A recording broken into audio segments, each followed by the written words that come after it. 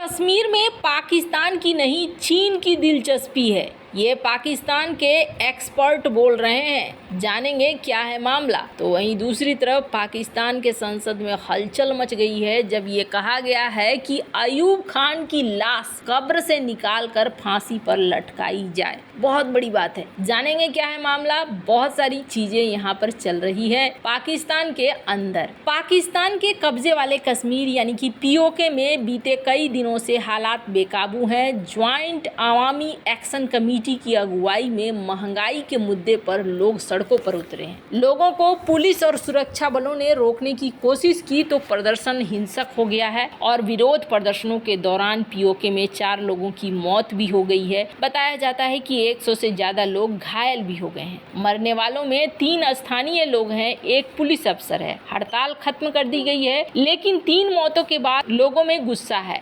पाकिस्तान के राजनीतिक टिप्पणीकार कमर चीमा ने पाक मूल के अमेरिकी साजिद तरार से पीओके और पाकिस्तान हालात पर चर्चा की। कमर चीमा ने साजिद तरार से सवाल किया कि कश्मीर में 3 लोगों की मौतों से क्या हालात बेकाबू तो नहीं हो जाएंगे। तो इस पर जवाब देते हुए तरार ने कहा कि कश्मीर पाकिस्तान में भी है और भारत में भी है। पाकिस्तान के कश्मीर में रहने वाले आंखों के अंधे नहीं है, वो देख रहे हैं कि बॉर्डर के पार जो कश्मीर है उसमें क्या हो रहा है। वहाँ पुल बन रहे हैं, विदेश से निवेश आ रहा है। इस तरफ के कश्मीर के लोग ये सब देख रहे हैं कि कहीं न कहीं उनके अंदर कुछ हो रहा है। साजिद तरार ने कहा कि पाकिस्तान की सरकार में कोई दिलचस्पी नहीं दिख रही है। कश्मीर को तो चीन को बचाना है। चीन ने कश्मीर में पैसा लगाया हुआ है, उन्होंने वहाँ डैम बनाए हुए हैं, चीनी वहाँ बिजली बना रहे हैं। चीन की दिलचस्पी तो कश्मीर में लग रही है, लेकिन पाकिस्तान बेफिक्र दिख रहा है। तरार ने कहा कि कश्मीर की तो क्या ही बात की जाए, पूरे पाकिस्तान के हालात ठीक नहीं है। देश पर हर दिन कर्ज बढ़ता जा रहा है और दिवालिया होने की नौबत है। दूसरी ओर सरकार के लोग गेहूं को अफगानिस्तान के रास्ते ब्लैक से बेचकर पैसा कमाने में लगे हैं। हमारे नेताओं की कोशिश पैसा विदेश भेजने की है और इसका असर देश में दिख रहा है। कश्मीर में लोग सड़कों पर हैं तो खैबर पख्तूनख्वा में भी लोग गुस्से में दिख रहे हैं। ग्वादर में रोज चीनी इंजीनियरों पर हमला हो रहा है। ये दिखाता है कि हम ठीक रास्ते पर नहीं जा रहे हैं। इस तरीके के डिस्कशन इस वक्त पाकिस्तान के अंदर चल रहा है। पाकिस्तान के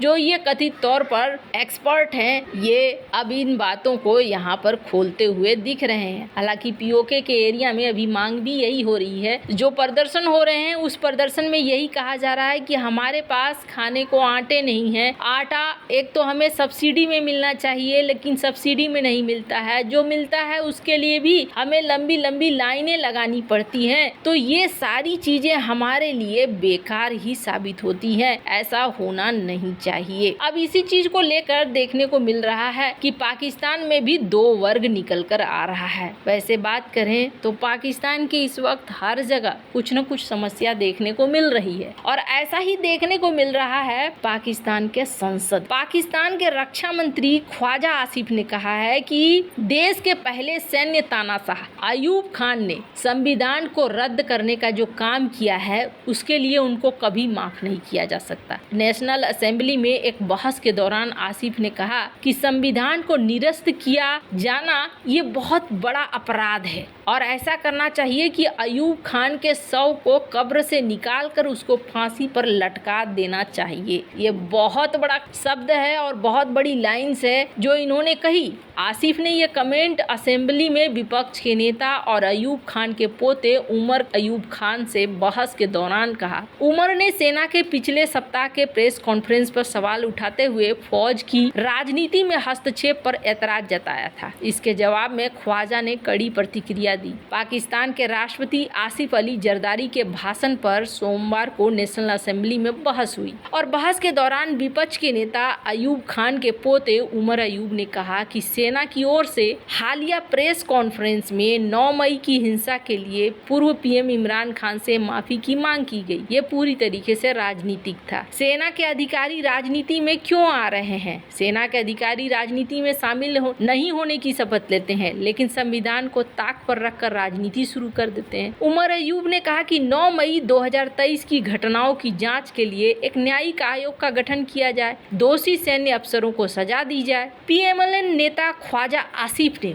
उमर अयूब की बात का जवाब देते हुए असेंबली में कहा कि मैं इस बात के साथ हूं कि अनुच्छेद 6 के तहत संविधान को धत्ता बताने में शामिल लोगों पर मुकदमा चले और इसकी शुरुआत किससे होनी चाहिए? फील्ड मार्शल अयूब खान से होनी चाहिए। पाक के पहले आर्मी चीफ अयूब खान अपनी शपथ का उल्लंघन करने वाले पहले व्यक्ति थे। उन्होंने एक लोकतांत्रिक सरकार को गिराया था। उनका ये काम उस सारी अराजकता का कारण है जिसका आज हम सामना कर रहे हैं। इसलिए अनुच्छेद 6 को लागू करते हुए अयूब खान के शव को कब्र से निकाला जाना चाहिए और उसे फांसी दी जानी चाहिए। हालांकि इन्होंने जो बात कही ये बहुत ही ज्यादा अजीब तरीके की बात है। ख्वाजा आसिफ ने पूर्व प्रधानमंत्री इमरान खान को भी निशाने पर लिया और देश के इतिहास का सबसे बड़ा चोर कहा। आसिफ ने कहा कि इमरान खान ने 10 साल तक सैन्य जनरलों की खूब सेवा की और अब वो सेना की आलोचना करते हैं। आसिफ के भाषण के दौरान पीटीआई सदस्यों ने जोरदार विरोध किया। दोनों पक्षों के सांसदों के बीच में तीखी नोकझोंक हुई और हंगामे के बाद स्पीकर ने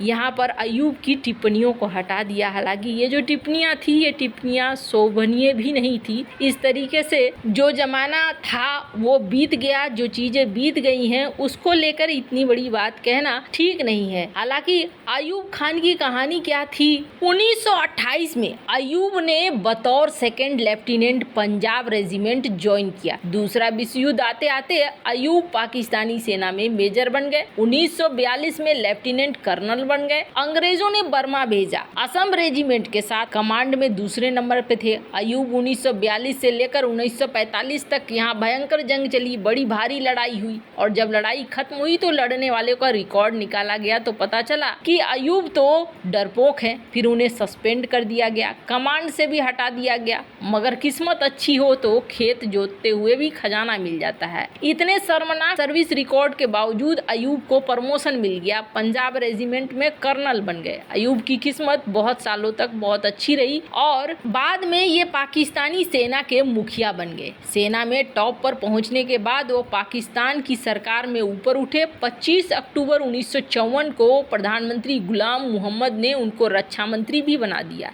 10 महीने बाद ही अयूब की जगह चौधरी मोहम्मद अली रक्षा मंत्री बन गए। लेकिन अयूब की पांचों उंगलियां घी में थी क्योंकि पाकिस्तान में सबसे ताकतवर संस्था थी सेना और सेना में सबसे ताकतवर पद पर थे अयूब खान। फिर राष्ट्रपति इस्कंदर मिर्जा ने मार्शल लॉ लगाया और बिल्ली के भाग्य से छीका टूट गया। मिर्जा के फैसले से अयूब खान को चीफ मार्शल लॉ एडमिनिस्ट्रेटर बना दिया गया। माने मिर्जा से ज्यादा ताकतवर। बस फिर क्या था, मिर्जा को आउट करके अयूब बन गए सर्वोसर्वा पाकिस्तान के राष्ट्रपति और ये तारीख थी 27 अक्टूबर 1958। राष्ट्रपति बनने के अगले दिन यानी 28 अक्टूबर को अयूब खान ने आर्मी चीफ का पद छोड़ दिया। अपने भरोसेमंद जनरल मोहम्मद मूसा खान को सेनाओं का कमांडर बना दिया और अयूब के हाथ में सत्ता आ गई। हालांकि अयूब की बहुत लंबी चौड़ी कहानी है और अमेरिका के साथ भी इनके संबंध काफी अच्छे बताए जाते हैं। ये जो तस्वीर देख रहे हैं अमेरिका के राष्ट्रपति जॉन एफ कैनेडी की पत्नी जैकलीन के साथ हैं अयूब खान और यहाँ पर भी आपको अमेरिका पहुँचे हुए भी दिखते हैं। इसी अयूब खान की बात हो रही है। वैसे आपको क्या लगता है इन सब मामले में, आपकी क्या राय है? कमेंट कर जरूर बताएं। जल्द मिलते हैं अगली वीडियो में नई खबर के साथ।